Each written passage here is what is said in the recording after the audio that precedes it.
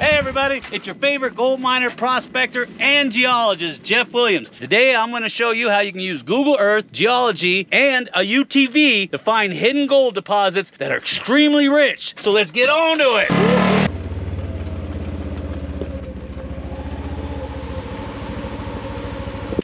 Look at that, they're wild.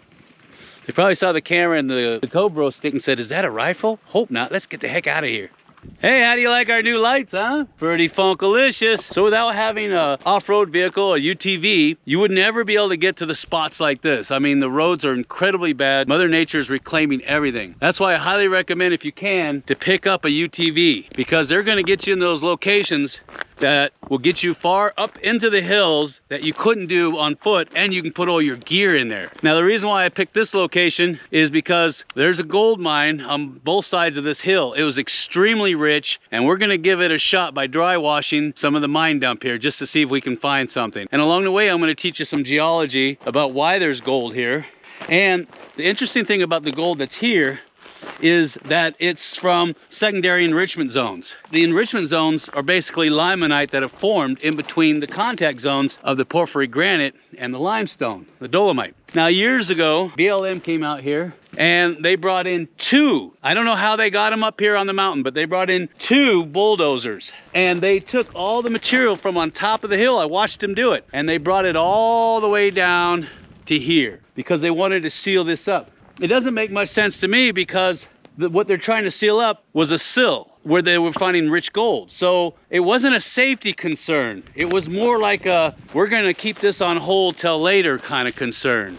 I was here before they brought in the bulldozers, and it was flat. There was no holes, no shafts, no nothing. I've explored this mine thoroughly. There was not a problem. So why would they do that? So I'm thinking they wanted to keep this place on hold for themselves. It's the only thing I can think of. But the gold that was coming out of here is very pure because of the secondary enrichment, which means the gold was in this porphyry granite, this decomposing granite that you see here, and then up against the limestone sections, like you see here, you would have a process called metasomatism taking place, where the gold would literally migrate from the granite porphyry and form in the contact zones right here.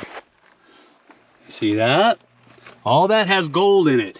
And the USGS reports always say that wherever you see this green talc, the gold is very rich. And they find the green talc where the veins flatten out, not where they're vertical or steeply dipping, but where they level out. And that's how you get all of these nice bedding planes of limonite. So we're gonna give this a shot today, see if we can find any gold in it. And then I'll keep you posted, and I'll teach you some more geology along the way. Now that is one of the old stopes. I know it's hard to believe, but if you go in there, it opens up. They were pulling all the limonite off the back of this decomposing granite or porphyry granite. Now I know it doesn't look like much, but that is the end of a stope. I've been in there before, and it opens up, and the old timers were in there on their bellies cutting out the limonite seams that are up against the limestone. And of course they had to carve out all of this granite porphyry. It's like saprolite, it's decomposing, you can dig it with your finger. The interesting thing about this granite porphyry is that there's actually tiny bits of gold in it. So a lot of the mine dumps in this area have a little bit of gold in it. Now, you're not gonna get rich. In fact, you'd probably have to move a few metric tons to get anything worthwhile. It gives you a slight understanding of how these seams of limonite were formed. Inside the mine that I'm standing on down below, these seams are up to 5 feet thick. And because you have secondary enrichment from polymetallic replacement deposits, this stuff is extremely rich, and it's in wire form too. No quartz, just limonite. And sometimes you'll have manganese oxide coating the outside, kind of like peg legs gold, if you remember that. We're gonna take all that juicy red material and we're gonna run it through a dry washer, and then I'm gonna take my little battery powered hammer drill and I'm gonna chip out what limonite is in there, collect the dust, run it through the dry washer, and then the bigger chunks we'll take back and grind it up. And I'll show you exactly what I'm talking about. But I'm not gonna do nothing until you smash that like button. Smash it hard!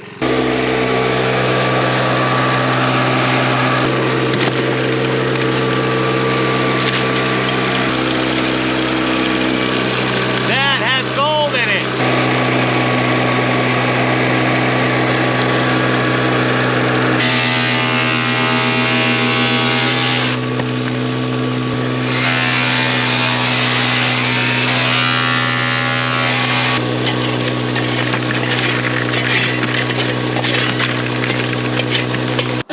want you to get a good look at this.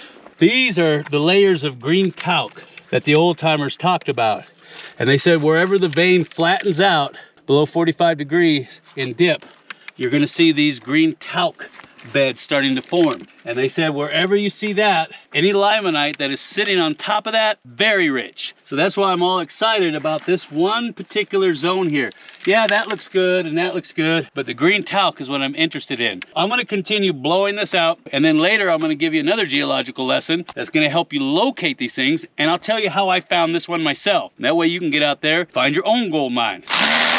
Now, here's your next geological lesson. I'm sitting on a bed of dolomite, and there was a sill of porphyry granite. The sill was extremely rich, and of course they removed the sill. And inside the mountain, there are 2 dikes, and they removed a lot of the material. I've actually been in there, and there's huge stopes in there, and it goes down to about maybe the 400 foot level. The reason why I got you here is because I found this area, first of all, by looking on USGS reports. That's number 1. And when I saw that the beds of limonite were carrying gold from secondary enrichment, I was on top of it real quick. And when I saw that there was a sill involved, not just 2 dikes, I says, you know what? The sill still have to have gold on it, because sills sit flat, dikes sit straight up and down, or to some degree. I'm telling you this is because if you see that in the USGS reports, you need to get on it, and you need to get boots on the ground, and you need to prospect and sample, and that's what we're doing. Now, the reason I got you over here on top of this dolomite is because I can see all this beautiful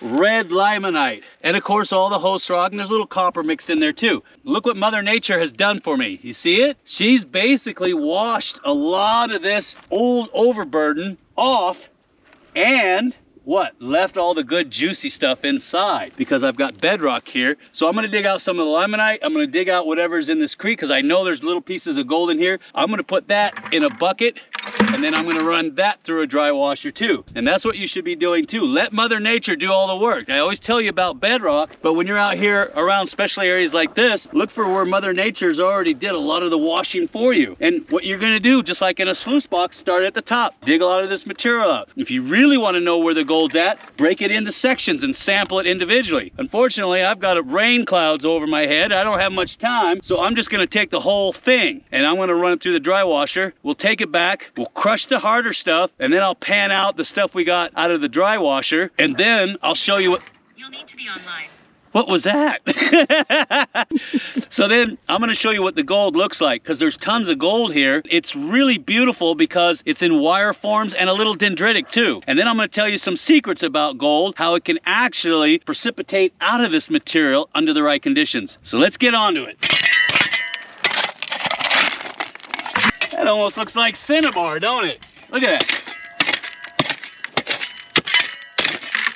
That's part of the old sill I was telling you about. You see it? It looks like cinnabar, but it's not.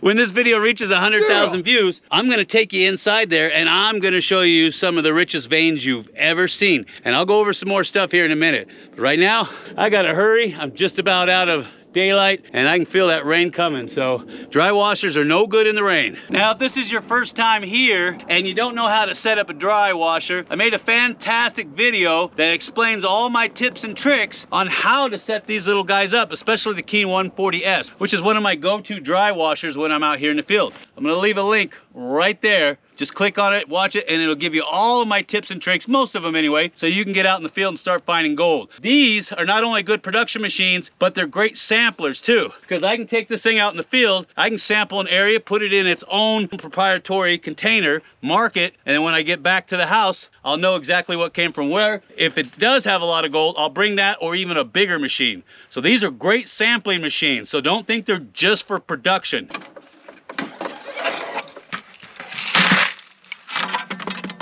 So we got all of our concentrates from the dry washer in this little guy right here. I'm gonna go ahead and screen it out down to a -20, -30, and -40. Pan them out separately. Anything above that, we're gonna run through the mill, crush that down. And I think you're gonna find this interesting. Are you helping me on this today, Mr. Siamese? I've also got a grab sample that I picked up while I was out there. This is all stuff that will fit into the impact mill, and we'll crush that up too to see if there's anything that's locked up in these big old honking chunks of limonite. So we're gonna go ahead and put some jet dry in the water, and that's gonna break the surface surface tension on this water so the really super fine gold doesn't float on top. We're gonna start by cleaning out our pan.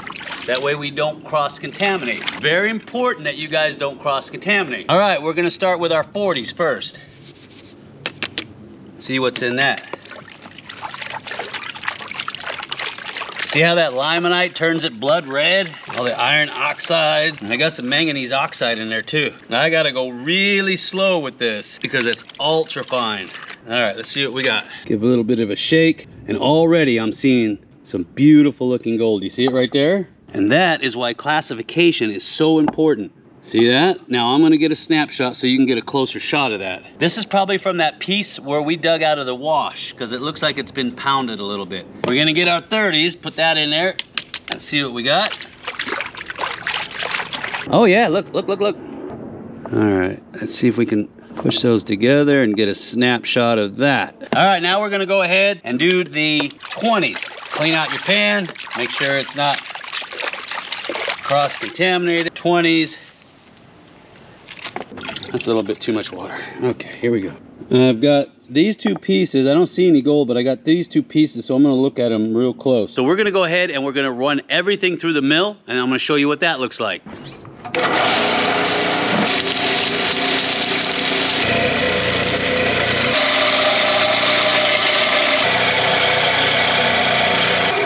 Give that a shot and see what's in it. Now that's not as fine of a grind that we can get, but for right now, I'm gonna go with it. Remember, don't wear any good clothes if you plan on panning limonite.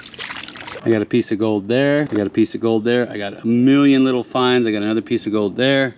Really big chunk there. Whole bunch of little fines all through there. Not bad. Yeah! Now I know for most of you out there, you're thinking, Jeff, that doesn't look like a lot of gold. Remember, we're just sampling, we're prospecting. This is a good indicator that those rocks contain gold. And like I said, when this video reaches 100,000 views, I'm gonna take you inside and show you what dreams are made of in there. If you guys wanna try to find your own gold mine, I highly recommend you reading our latest book, Where to Find Gold. It's got over 40 years of experience in it, and the graphics are really easy to understand. Now don't forget, at the end of this month, we're giving away a Gold Monster 1000 metal detector and a whole bunch of bags of pay dirt from the drift mine. All you gotta do is look for the little link at the end of the video that looks something like that. You're gonna click on it, make a $10 pledge, and you're in like Flynn. And if you wanna see more videos on finding gold deposits that are hidden out in the desert, go ahead and watch this video right here, and I'll see you on the next video.